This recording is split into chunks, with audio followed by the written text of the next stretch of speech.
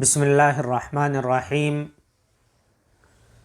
القسم الاول فی الاسم وقد مر تعریفہ وهو ينقسم الى المعرب والمبنی فلنذکر احکامہ فی بابین وخاتمۃ۔ الباب الاول فی الاسم المعرب وفیہ مقدمۃ وثلاثۃ مقاصد وخاتمۃ۔ اما المقدمۃ ففیہا فصول۔ القسم الاول فی الاسم، یہ پہلی قسم اسم کے بیان میں ہے۔ وقد مر تعریفہ، اور اسم کی تعریف گزر چکی ہے۔ وہو ینقسم الی المعرب والمبنی، اور اسم منقسم ہوتا ہے معرب اور مبنی کی جانب۔ فلنذکر احکامہ فی بابین وخاتمۃ، تو ہم اسم کے احکام دو باب اور ایک خاتمے میں ذکر کریں گے۔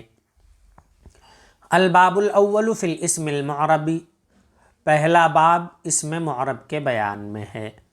وفیہ مقدمۃ، جس میں ایک مقدمہ ہے۔ وثلاثۃ مقاصد، اور 3 مقاصد ہیں۔ وخاتمۃ، اور ایک خاتمہ ہے۔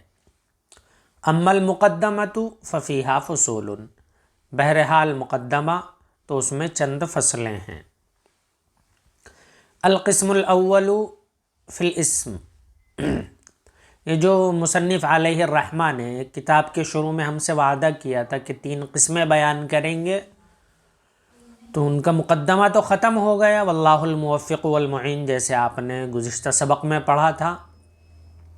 اب یہاں پر قسم اول شروع کر رہے ہیں جو اسم کے بیان میں ہے، اور اس بارے میں انہوں نے بتلایا کہ اسم کی تعریف گزر چکی ہے۔ اسم فعل حرف دونوں کی تعریف مصنف علیہ الرحمہ نے ذکر کی تھی، بتلائی تھی۔ اب یہ بتا رہے ہیں وہو ینقسم الی المعرب والمبنی، کہ اسم یا تو معرب ہوگا یا مبنی ہوگا۔ فلنذکر احکامہ فی بابین، تو ہم اس کے احکام بھی 2 باب میں ذکر کریں گے۔ 2 باب میں، ایک باب میں اسم معرب کو بیان کریں گے، اور دوسرے باب میں اسم مبنی کو بیان کریں گے۔ وخاتمۃ، اور ایک خاتمہ بھی بیان کریں گے، یہ کہہ رہے ہیں اسم کے بارے میں۔ الباب الاول، پہلا باب، فی الاسم المعربی، اسم معرب کے بیان میں۔ وفیہ مقدمۃ وثلاثۃ مقاصد، اس میں ایک مقدمہ اور 3 مقاصد ہیں۔ وخاتمۃ، اور ایک خاتمہ ہے۔ مقدمہ تو اس میں بھی چند فصلیں ہیں۔ اب اس طرح سے سمجھ سکتے ہیں کہ اس کا ایک چارٹ بنا لیا جائے۔ سب سے شروع میں الاسم، اس کے بعد اسم 2 چیزوں کی طرف منقسم ہوگا، اسم معرب کی جانب اور اسم مبنی کی جانب۔ پھر اسم معرب کے ذکر میں 2 باب آئیں گے اور ایک خاتمہ آئے گا۔ باب اول اسم معرب کے بیان میں، اور باب ثانی اسم مبنی کے بیان میں۔ اور پھر باب اول میں بھی 3 چیزیں ہیں، ایک مقدمہ ہے، پھر 3 مقاصد ہیں، اور ایک خاتمہ ہے۔ اور یہ جو مقدمہ ذکر کر رہے ہیں، مقدمے کی تعریف پہلے گزر چکی ہے، اس میں چند فصلیں ہیں۔ وہ فصلیں کیا کیا ہے دیکھ لیتے ہیں۔ فصل، یعنی پہلی فصل، فی تعریف الاسم المعربی، اسم معرب کی تعریف کے بیان میں۔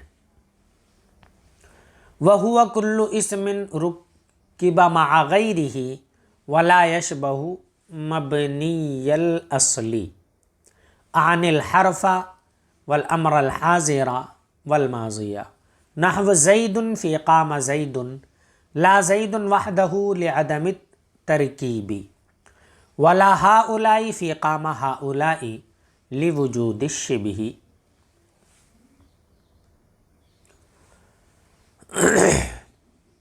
وہو کل اسم، اور اسم معرب ہر وہ اسم ہے جو اپنے علاوہ کے ساتھ ترکیب دیا گیا ہو۔ ولا یشبہ مبنی الاصلی، اور مبنی اصلی کے مشابہ نہ ہو۔ عن الحرف جن سے میرے مراد حرف امر حاضر اور ماضی ہیں۔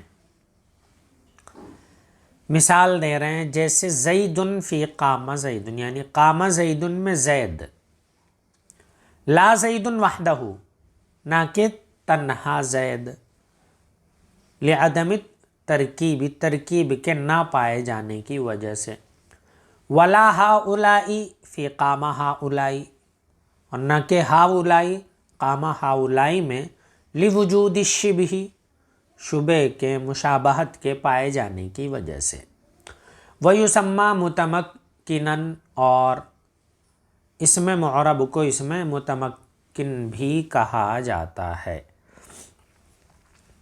اسم معرب کی تعریف میں دو چیزیں ہیں۔ سب سے پہلے یہ کہ وہ کسی غیر کے ساتھ آیا ہو۔ غیر سے مراد یہاں پر عامل ہے، مع غیرہ یعنی اپنے عامل کے ساتھ، عامل اس کے بارے میں بھی آگے بتلائیں گے۔ تو بہرحال یہاں پر یہ بتانا مقصود ہے کہ اسم تنہا نہ ہو، اس کے ساتھ کوئی اور بھی ہو۔ ولا یشبہ مبنی الاصلی، اور مبنی اصلی کے مشابہ نہ ہو۔ یہ دو چیزیں ہوں گی تو اسم معرب ہوگا۔ مبنی الاصل کیا ہیں؟ وہ تین ہیں، تمام کے تمام حروف، نمبر 2 امر حاضر، اور نمبر 3 ماضی۔ یہ مبنی الاصل ہے، آپ یاد کر لیں، مبنی الاصل 3 ہیں، حروف، امر حاضر اور ماضی۔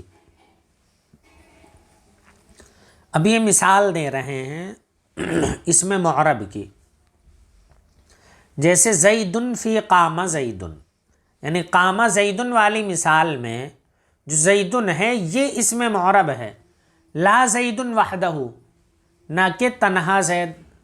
یعنی اگر صرف زید کہیں پہ لکھا ہوا اس کے ساتھ کوئی دوسرا لگا ہوا نہیں ہے تو ایسی صورت میں زیدن معرب نہیں ہوگا، اس لیے کہ انہوں نے تعریف میں بتایا کہ وہ کسی دوسرے کے ساتھ ترکیب دیا گیا ہو، دوسرے کے ساتھ آیا ہو۔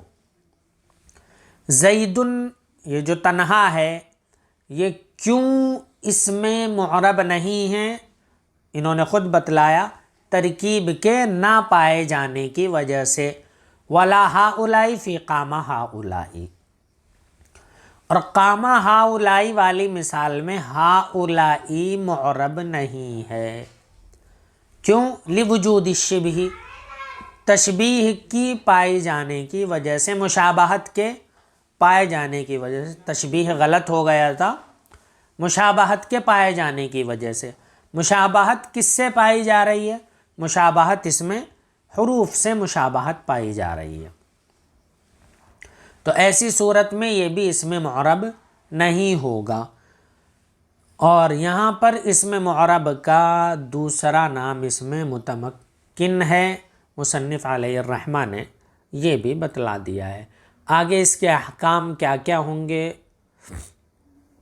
وہ بھی مصنف علیہ الرحمہ بتلائیں گے۔ اور اسم معرب اور اسم مبنی یہ بہت اہم چیز ہے، اور خصوصاً اسم معرب اگر ہم اس کے احکام کو جان جاتے ہیں تو ہمیں عربی عبارات کے اوپر پکڑ حاصل ہو سکتی ہے۔ امید ہے آپ حضرات کو یہ سبق سمجھ میں آیا ہوگا، اور اگر کوئی بات سمجھ میں نہیں آئی ہے تو کمنٹ باکس میں پوچھ سکتے ہیں۔ السلام علیکم ورحمۃ اللہ وبرکاتہ۔